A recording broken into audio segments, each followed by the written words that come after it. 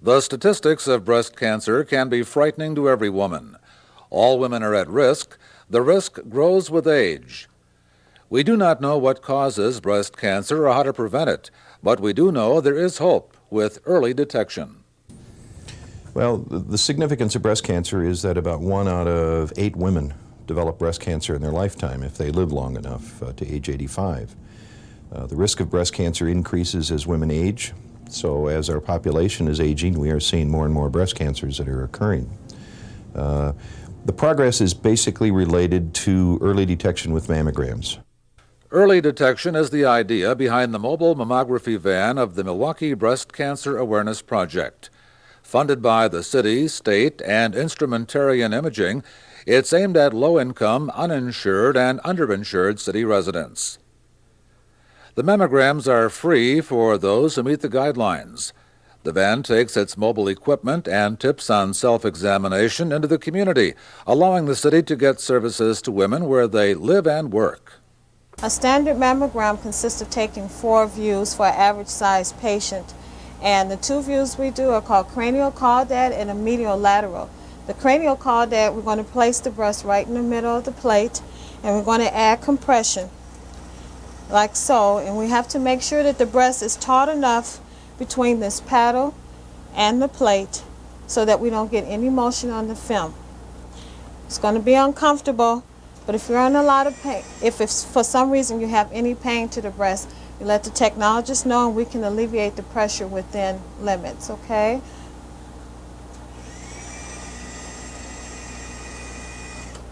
We also do a side view. You angle the machine, you have to grab onto the bar, and the breast is also placed on the plate sideways. Going to get compression. Sometimes for most women this view is a little bit more uncomfortable, but that's because we're getting tissue from under the arm and the entire breast area. What is the test all about? Mammography is an X-ray exam of the breast which must be compressed for proper imaging. The radiation dose is comparable to that of a dental X-ray. It is not a diagnostic test for cancer, rather a detection device to find abnormalities that might be cancer and therefore require diagnostic procedures. The vast majority of lumps found are not cancerous. Mammography can detect breast cancer very early, giving you options so that you do not have to lose your breast. Mammograms can add years to your lives, years of enjoyment with grandchildren like this one. You know, in my family, there's a history of cancer. But after the results came in, I felt better, because now I can have peace of mind. You know, I am so relieved that I finally decided to have that mammogram. It really was very simple, and I realize now how important it is for women of my age to have this test. It's for early detection. It was painless, I wasn't the least bit embarrassed, and it was simple. And now I can get on with my life, and next year I'm going to have another mammogram, particularly now that I know how simple it was. One of the most important judgment calls is made by the radiologist, the person who reads and interprets the mammograms. Dr. John Milbrath is an experienced radiologist who, as an unpaid volunteer, reads all mammograms from the City of Milwaukee's mobile screening program. Well, it's a way of giving something back to the city. I grew up in the city. I have expertise in an area, and I felt that this was a program that needed a person who was expert in interpreting mammograms to provide this service to the women of the City of Milwaukee. So I started with the program and have continued on because I enjoy doing what I'm doing. Dr. Milbrath has read the X-rays of more than 8,000 women. About 12% of the tests have showed an abnormality. About 1% were cancers. He says don't be overly concerned if called back for other tests. If the technologist who does the physical exam detects anything, or if I detect anything at all on the mammogram that I'm concerned about, that patient is then called back for additional studies. Those studies are done in a diagnostic vein in one of the 8 major hospitals in the city of Milwaukee who have agreed to participate in the program. So if I see something that's of concern at all on the mammogram, I may not know what it is, but we call that patient, we tell her she needs to have additional mammographic views, for example, and she will go to one of the hospitals. Those additional views will be obtained, and then a diagnosis will be made. Is everything fine? Does anything need to be done? Do we need to see her early? Does she need a surgical or core biopsy of the breast? Even with experience and the best equipment, the mammogram is not 100% effective, so it should be one part of a 3-part plan of action. There are at least 10%, maybe 15% of cancers that cannot be found on a mammogram but are found only on physical exam.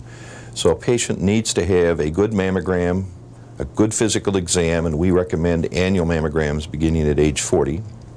And they also need to remember that breast self-exam is important. The breast self-exam is something that is important for women to detect the cancers that may come up between screening visits.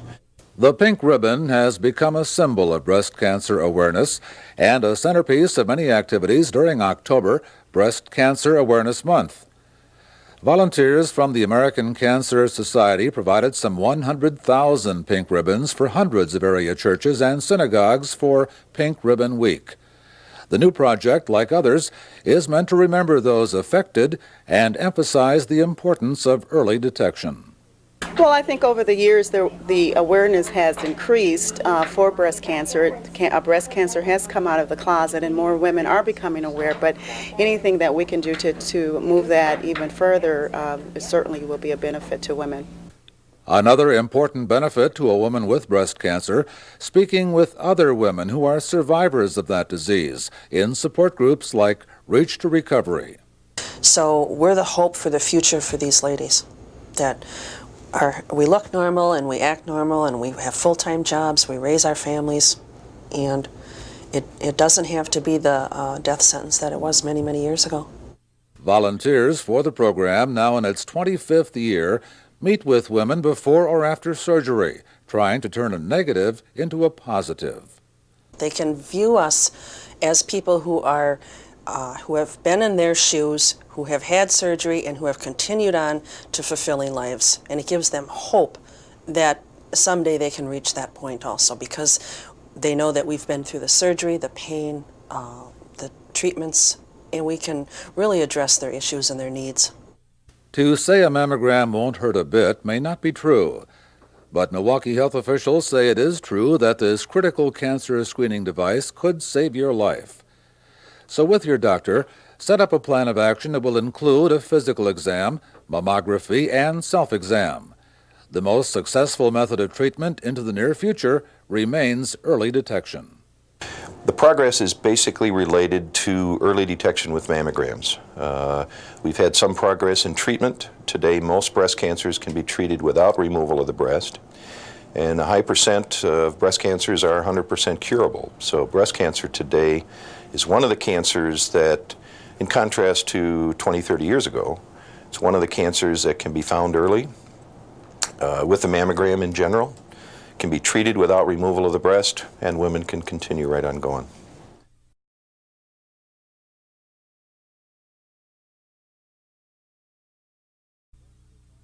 It's tough to find a typewriter in city government.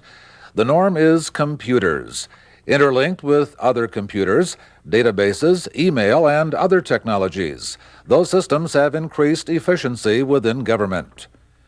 Computers have also improved the ability of the Common Council to quickly access vast amounts of information to help with policy decisions and respond rapidly to constituent questions and concerns. And as the city goes even further online, the response will be even faster.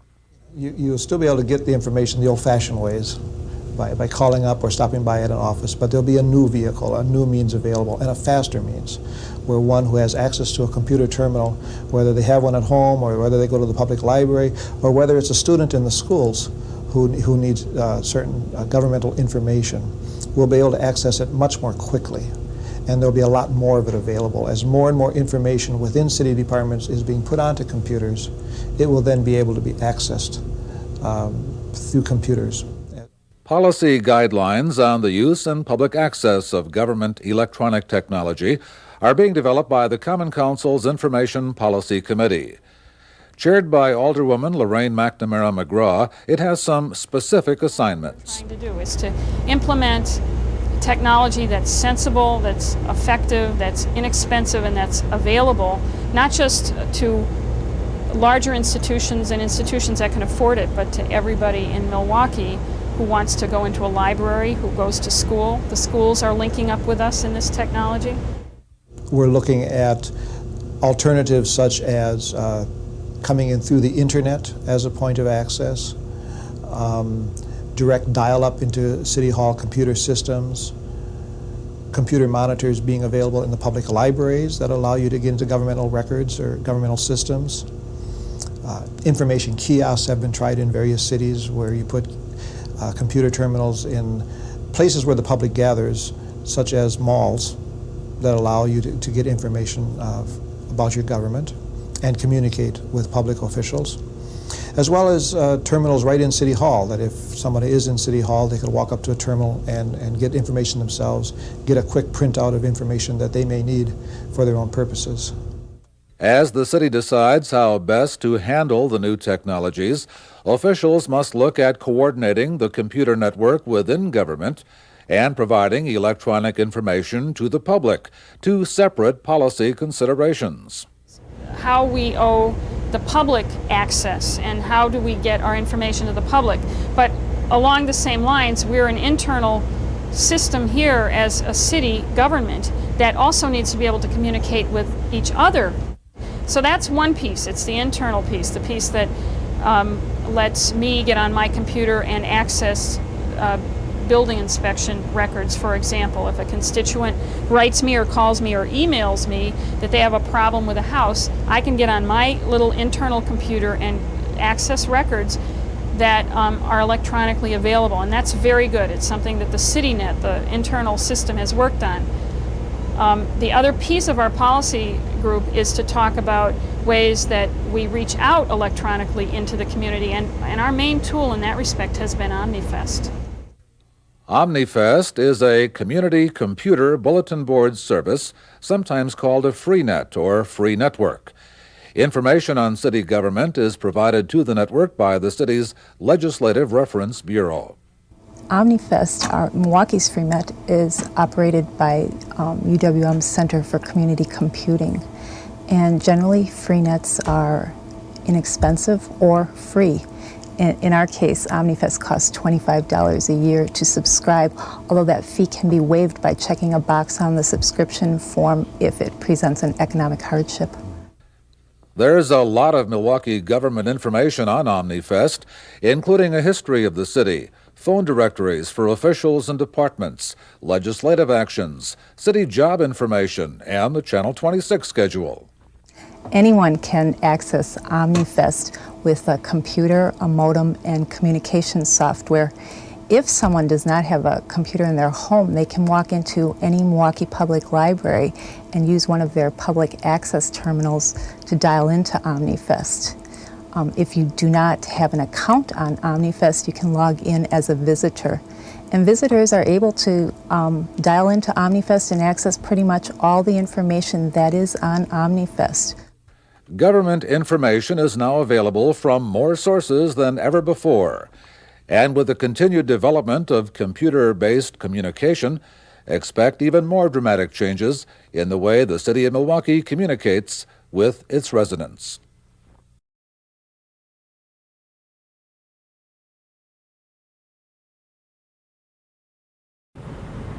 Mayor Zeidler liked people, and he liked being in a position to help make things a little better for them.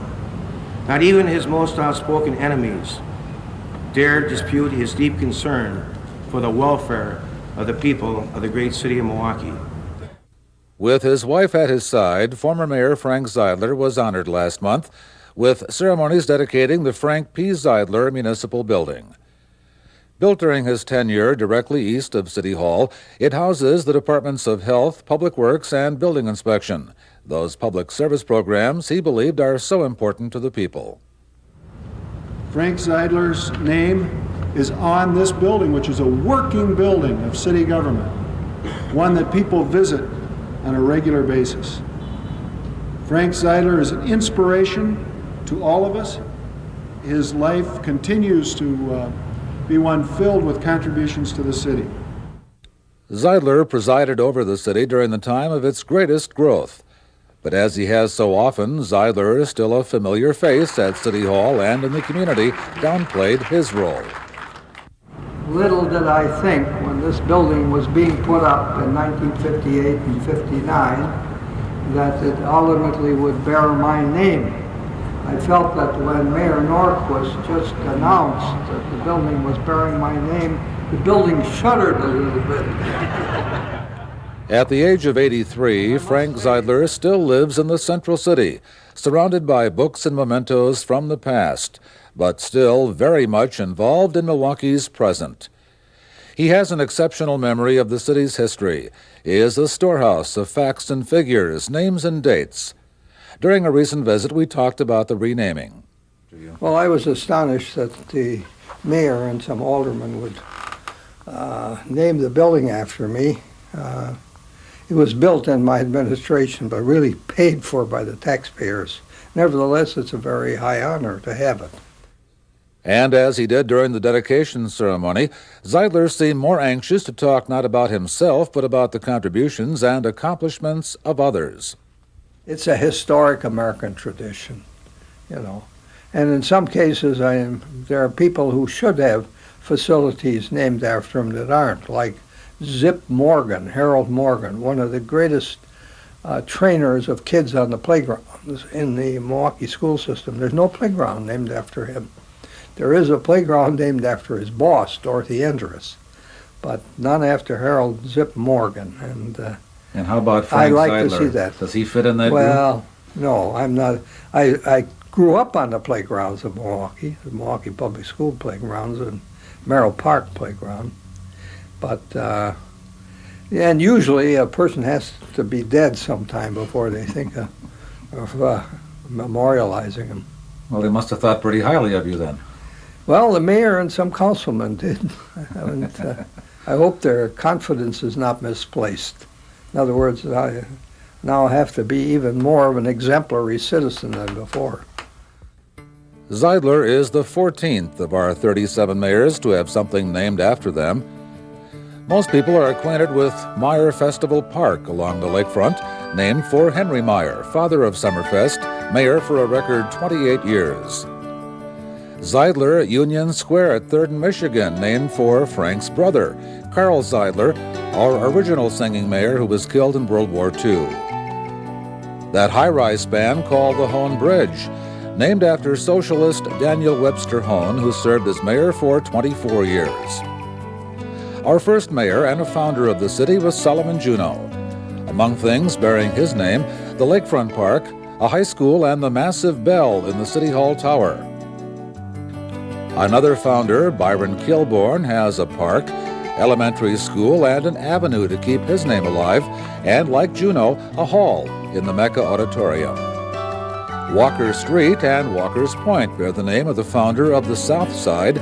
George Walker also has a middle school named after him. And then a number of streets after 19th century mayors.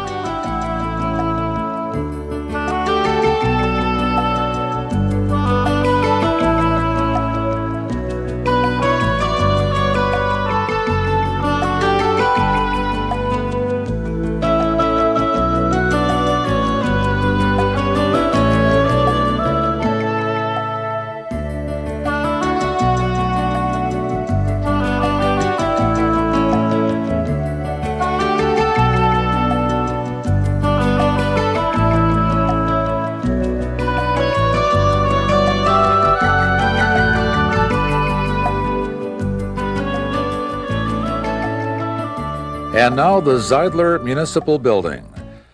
Zeidler has dedicated his lifetime to public service, and he's not about to stop speaking out on issues of peace and social justice. Well, there are a lot of things to do in the community. You know, you just can't simply coast and think that things are going to be all right. You have to be participatory in all the kinds of things if you're going to have a decent community. The former mayor has been given credit for leading the fight to save the historically significant City Hall from being destroyed. The Frank P. Zeidler Municipal Building, in its own way, is just as important.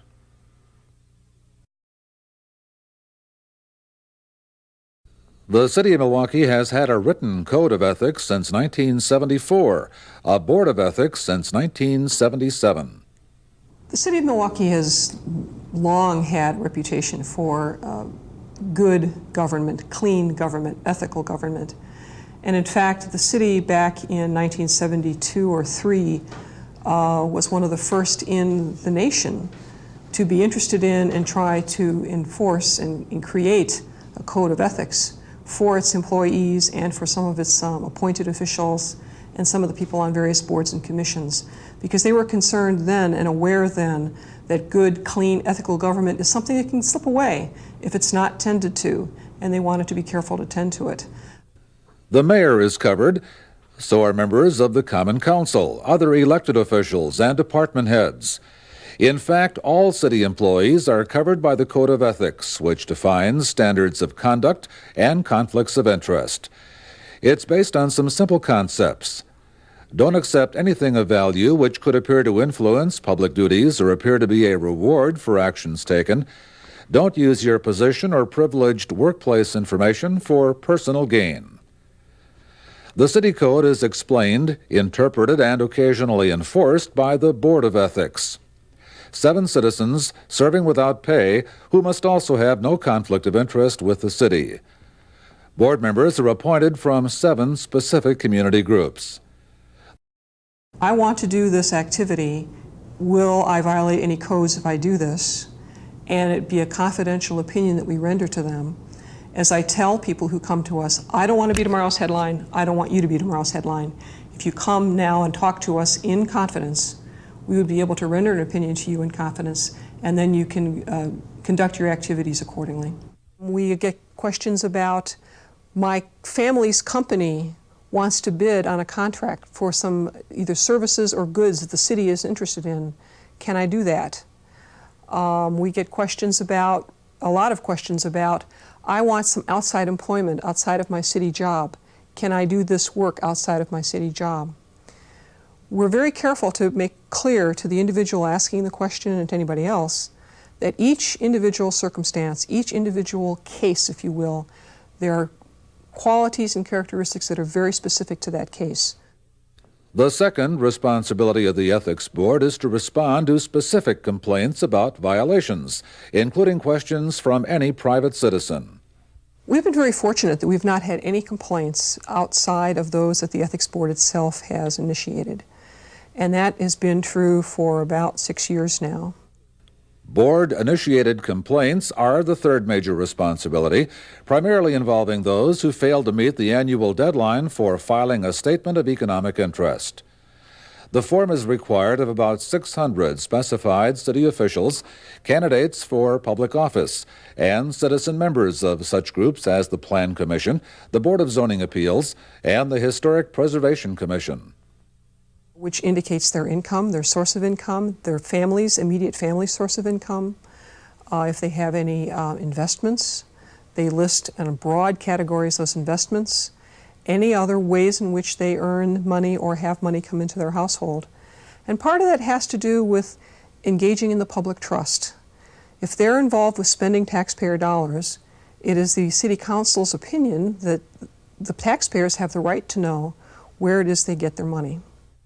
Private citizen involvement with the Ethics Board is not as extensive as that of city employees or officials, but everyone who lives in Milwaukee benefits from its activities. I think it benefits everyone in the city. I think all of the taxpayers of the city of Milwaukee ought to be very aware that the Ethics Board exists and that we do take our jobs very seriously And the intent there is to make sure that city employees protect the public trust.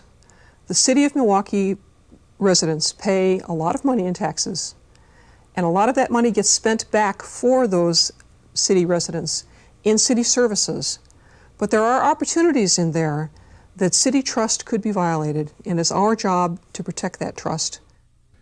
Milwaukee has enjoyed a reputation for good government, for high ethical standards. The Board of Ethics and Chapter 303 of the Milwaukee Code of Ordinances provide the vehicle to help assure the community that its public officials and employees maintain that reputation.